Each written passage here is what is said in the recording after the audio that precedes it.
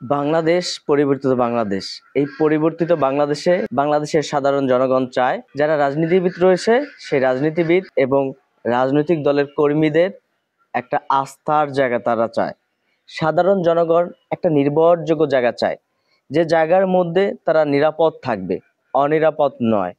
যে স্থানের মধ্যে তাদের জীবনের নিশ্চয়তা থাকবে, অনিশ্চয়তা নয়। সাধারণ জনগণের এই পরিবর্তিত বাংলাদেশে একটি চাওয়া। তাই যারা বাংলাদেশে রাজনীতি করে এবং রাজনৈতিক দলের নেতাকর্মী রয়েছে তাদেরকে জনবান্ধব রাজনীতি করতে হবে।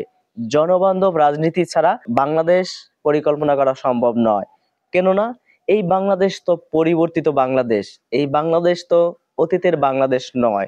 তাই এই পরিবর্তিত বাংলাদেশে জনবান্ধব, জনমুখী কাজ রাজনীতিবিদদের করতে হবে, রাজনৈতিক দলের নেতাকর্মীদের করতে হবে।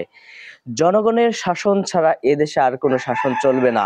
এই পরিবর্তিত বাংলাদেশ এটাই আমাদের শিক্ষা দিয়ে থাকে। জনগণ যে নির্ভরযোগ্য জায়গা চায়, সে নির্ভরযোগ্য জায়গা রাজনৈতিক দলের নেতাকর্মীদেরকে তৈরি করতে হবে, যার যার অবস্থান থেকে তার। আমাদের দেশের জনগণ মনে করে পরিবর্তিত বাংলাদেশ হবে একটি সভ্য বাংলাদেশ। এই সভ্য বাংলাদেশ পরিণত করার জন্য, সভ্য বাংলাদেশে পরিণত হবার জন্য যে সমস্ত জনমুখী কার্যক্রম করতে হয়, আমাদের রাজনৈতিক দলের নেতাকর্মীদেরকে সে সমস্ত কার্যক্রম চালু করতে হবে।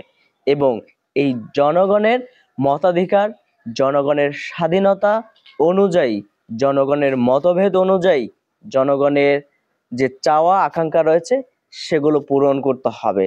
তাহলে এই বাংলাদেশ হবে নতুন বাংলাদেশ।